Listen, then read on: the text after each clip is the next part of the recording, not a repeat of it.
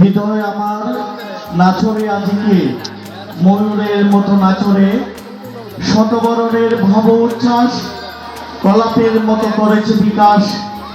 আকুল পরাণ আকাশে চাহিয়া উল্লাসিকার যাচরে।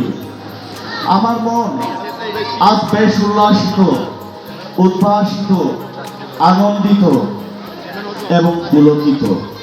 কারণ আজকের এই মহান তিথিতে, এই মহান দিবসে, এই ধরাধামে জীবের মুক্তির সহজ দিশা দিতে এবং হরিনামের প্রেম বিতরিতে এই ধরাধামে আবির্ভূত হয়েছিলেন দ্বাদশ বংশাবলী।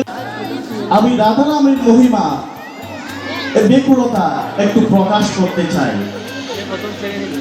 রাধারামের মহিমা ব্রহ্মবৈবর্ত পুরাণে স্বয়ং ভগবান শ্রীকৃষ্ণ প্রকাশ করছেন। বলছেন রা এবং ধা এই দুইটার মধ্যে মহাবিশ্বের অসীম শক্তি বিরাজিত। নারদ প্রশ্ন করছে ভগবান শ্রীকৃষ্ণকে, হে প্রভু, আপনি জগতের অধীশ্বর, আপনি জগতের অধিপতি, আপনি পরমেশ্বর, কিন্তু আপনার নাম সবাই বিশ্বময় জপ করে, কিন্তু দেখতে পাচ্ছি আপনি কিছু একটা জপ করছেন। আমি জানতে চাই জগতের অধিপতি যিনি, জগতের অধীশ্বর যিনি, পরমেশ্বর যিনি, তিনি কার নাম জপ করে? আমার শোনার যথেষ্ট আগ্রহ। শ্রীকৃষ্ণ মৃদু হাসলেন, বলছেন নারদ, তুমি ঠিকই বুঝেছ, আমি কিছু একটা জপ করি, আমি রাধা নাম জপ করি। কোন ভক্ত যখন রাধা রা শব্দ উচ্চারণ করে তখন তাকে আমি ভক্তি এবং মুক্তি দান করি।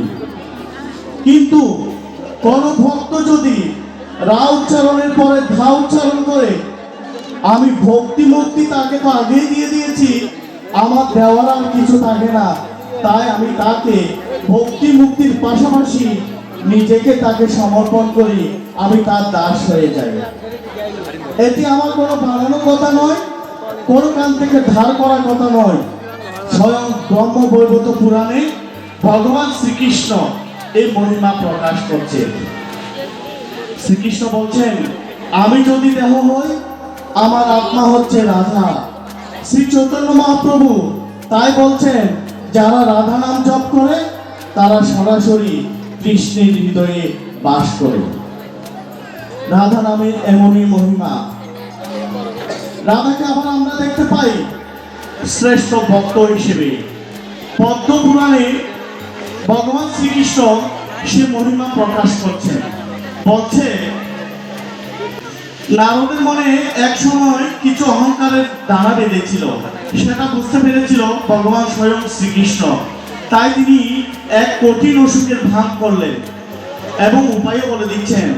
বলছে, আমার এই রোগ কোনো কিছুতেই সারবে না, শুধু একটি উপায়ে সারতে পারে। নারদ জিজ্ঞেস করলেন, প্রভু বলুন সে কি উপায়? শ্রীকৃষ্ণ বলছেন, আমার কোন পরম ভক্তের যদি চরণের জল আমাকে পান করানো হয়, তাহলে আমি এই রোগ থেকে মুক্তি পাব। এখন নারদ মনে মনে বলছে, জগতের অধিপতি যিনি, জগতের অধীশ্বর তিনি, তাকে আমি আমার পায়ের জল পান করিয়ে নরক যন্ত্রণা আমি ভোগ করতে পারবো না। তাই তিনি সেটি করলেন না। তিনি ভক্তের দুয়ারে দুয়ারে ঘুরতে লাগলেন। কেউ সে চরণের জল স্বয়ং ভগবানকে দিতে রাজি হননি। এই খবর পৌঁছে গেল গোপীদের কাছে, গোপীদের থেকে পৌঁছে গেল রাধার কাছে। রাধা শোনা মাত্র আর দেরি করলেন না, তিনি দ্রুত ছুটে এসে তার চরণের জল শ্রীকৃষ্ণকে খাইয়ে দিলেন। নারদ তখন রাধাকে প্রশ্ন করছে, তোমার নরকের ভয় নেই? রাধা বলছেন, আমি নরক ভোগ করি বা নরকে যাই তাতে আমার কোনো আপত্তি নেই, কিন্তু আমার কৃষ্ণ যেন সুখে থাকে। নারদ বুঝলেন রাধা নাম কেন এত মহিমান্বিত। রাধা নামের অর্থই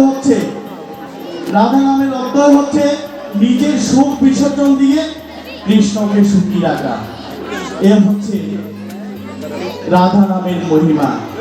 তাই আজকে যেহেতু রাধা নামের এত মহিমা আলোচনা হচ্ছে, তাই আমি বিশ্বাস করি শ্রী ভগবান বৈকুণ্ঠে কোনো মতেই থাকতে পারেন না।